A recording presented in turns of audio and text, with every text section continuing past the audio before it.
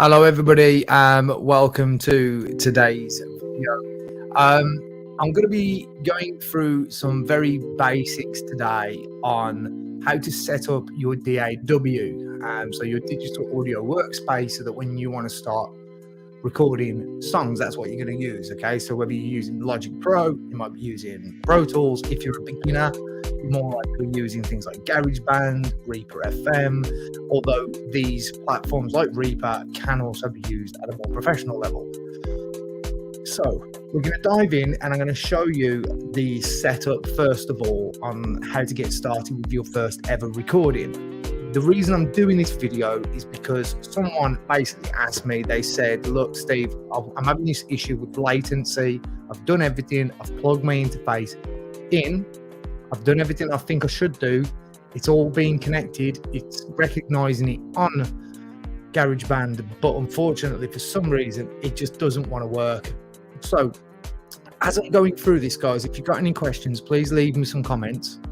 I will try and get through them at the end of the video. Okay, so let's dive right into this. So first thing I need to do is actually share my screen. I apologize about any shouting in the background. I've got a noisy bunch in the house. So I'm just going to go over here now and I'm just going to launch Logic. We're going to get that up and running. Let me just get rid of this background music as well that we've got on at the moment. And let's turn that off. So here we go. So we're going to just get into opening up Logic now. Sorry about this weird thing you've got going on here. That's okay. We don't mind that. So when you first open Logic, the first thing you're going to be greeted with is this. So it's going to ask you, do you want to open an empty project or do you want to use live loops? We'll go into live loops in another video. We won't do that today. So we want to go into empty project and click choose. Once we're in there, we're going to be greeted with this. Now, if you've got GarageBand on the Mac, the chances are you're going to be greeted with the same page. Now, other DAWs will have something similar. Okay, if not, don't panic. I'm going to show you as we go along. But a lot of the DAWs I've used, and I've used most of them now, are very similar in the way that they initially set up. So, audio input over here on the left. You can see that it says input 1. That's because it's recognized the device. Here, you can see the device says Scarlett 2i2 USB, and that is the interface that I'm using. When I click on it, you can see that it says output Scarlett 2i2, input Scarlett 2i2, because that's what my microphone is plugged into. The next bit is the sample rate or the buffer size. So the lower you have this number, the more CPU power it uses, which is how hard you work in your computer, but it gives you the lowest possible latency and buffer speed. My computer seems to work perfectly at 128. Now, the only time you're going to really want to go above that is when you're coming to do your mixes. You might decide after you've recorded all of your vocals and latency and lag is no longer an issue, then you might want to change it to 1024 because now you're just in the mixing phase and you actually don't want to work your computer quite so hard because you're going to be adding plugins. And then obviously as a result of that, you're going to be putting your computer under more strain. So we're going to go with 128 for now because we're going to be doing we're potentially going to be doing some recording. All right. So if you go over to general on the next page, if you're still having issues, maybe you've got a slower computer, maybe the computer's a little bit older, they do have plugin latency. So you're using a plugin, and one of the plugins in your chain of effects is causing there to be a lag. Okay, that can happen even if you've got a low buffer speed. That's what this little box here is for, low latency mode. So you can limit it at 5 milliseconds, and then that gets rid of that lag. I don't need that on this computer, but you might need it. So it's there in case you need it. So they're the only things we're going to touch for now. Once you've done that, if it doesn't already say so, then click apply. And then obviously you can come back to this stage, by which point you've got a few options. You've got audio, in Logic and GarageBand, you've got audio, drummer, which is an AI drum machine, which is brilliant for songwriting. We'll go into that in other sessions. Guitar or bass, that is, you've plugged your guitar into your interface and now you want an amplifier sound. And the ones that are built into Logic are pretty good, but we'll go into them. There are better ones on the market, but to get you started, these are going to be perfect. Excuse the screaming child in the background. And then you've got external MIDI and software MIDI. So the two we're going to show you today are going to be audio and software instruments. So all you do is you go into there, you make sure you're on input that you're plugged into. So for me, it's input 1. Number of tracks to create is 1, and we hit create. Now, you'll hear that my voice just suddenly sounds weird. That's because you're hearing my voice from a microphone on this recording, but you're also hearing it through input monitoring. So when you're not recording your screen, when I am, like I am, depending on your interface, you might not have direct monitoring. So if you want to be able to hear yourself with all the effects on that you've added, if you're a singer that likes to sing with a bit of reverb, then you would hit that I button, and then that I button would allow you to hear back everything that is happening in the recording as you're doing it. Okay. And then the only other button really of any significance then is the R, and you hit the R button in order to arm it. Now, if you're using Logic or Reaper or any of the other main DAWs, you will have the option of having a mixer at the bottom. If you're using GarageBand, you will be stuck with just the sliders on the side. But to be honest with you, I used GarageBand for years, and once you get used to it, it kind of doesn't really become a problem anymore.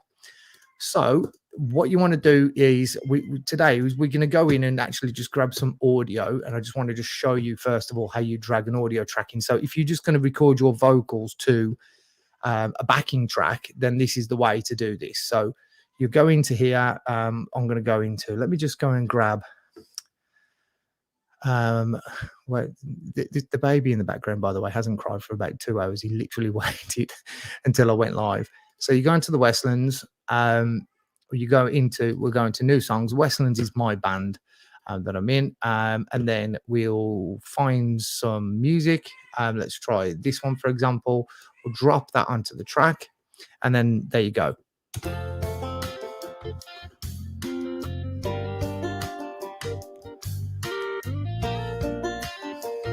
Now, the one thing you would have wanted to check normally, I'm not going to do it in this video, but the BPM at the top here.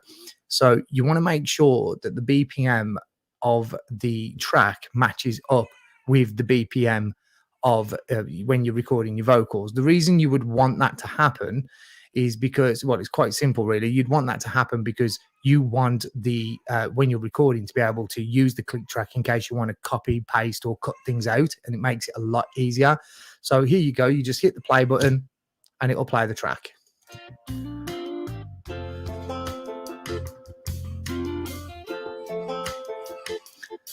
And then obviously, additionally to that, you're going to want to then start doing your recording of your vocals. So you can do one of two things. You can wait till you get to the bit you want to get to, and you can punch the R button, and then it'll start recording. It's hard to record you sing, and then you've got some vocals on your track. It's as simple as that. All right, okay. And then if you want to have more vocals, I always name these as well. So you put vocals. And then if you want additional vocals, what I would do is I just hit the duplicate button a couple of times, and then you can pan some to the left, you can pan some to the right. But we'll go into that when we actually do the building of a track. So from getting your recording in, starting your recording, and actually getting your first bit of audio recorded into the box, then this is how you do it. And then it'll start recording. It's hard to record you sing. And then you've got some vocals, and that's a terrible bit of singing. Then down here later on, that's when you would go into your effects change and start editing your vocals and doing everything else you need to do.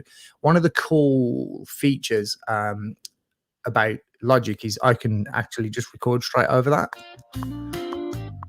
So I can record. And then it'll start if I do that properly. It can record straight over it. So make sure this is armed. And now I'm recording again, but at this time I'm recording a different singing vocal or a different take. And what's cool is it actually saves it as a different take, so I can pick and choose, and then it'll start recording. And then it'll start recording. And now I'm recording again. I record you. So you've got those different options then. The only other thing you'll want to do as well when you're making sure that your track is all set up for your recording is just, you might want to, before you start tuning any vocals or adding any other instruments or anything like that, is just make sure that the whole project is in the correct key.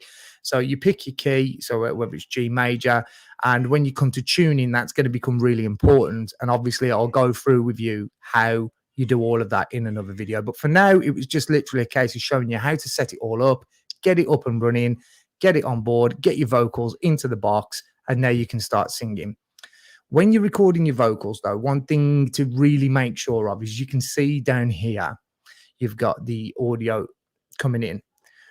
If you have your microphone turned up way too much on the interface, that is going to peak. So you can see at the moment, because I'm quite close and I'm just doing talking, I've got it quite loud. But when I'm singing, if I was to start singing now, that would shoot right off into the red. Ideally, when you're singing, test it first and make sure that that volume there is more in the green. So if I move away from my microphone a little bit and I start talking from about here, all of a sudden it's in that sort of green to yellow area. And that's kind of where you want your vocal to be, really. You don't want it up here, because when you come to editing it, you can have lots of peaks, and you don't want those peaks, because when you start doing things like compression, it's just going to sound bad. So make sure that you don't have it too high. You want to make sure that it's, maybe I like to make sure it's coming in at around -12, but that's just my preference. That's just the way I do things. Different singers are different as well. So, and also the effect that you're going for might be different. You might be going for a really distorted sound. So that's up to you. But there's the basics. You've managed to load it up. You've set your buffer speed. You've got it all doing. And now you haven't got any of that latency or lag. You're ready to start recording with a microphone. In the next video, I'm going to show you how to start making a song basically from scratch. So hopefully that was useful. I'll come back and make another one. Now I've finished the video, the baby has started. Stop crying if you've noticed. So from future episodes, we'll get this going. And I'd like you guys to drop me some comments. Let me know your questions if you have any. And then we can, in future, make videos based on obviously what you guys want to know. So thanks very much for tuning in. I'll be back with another one really, really soon. Hope that was useful. See you again. Thank you.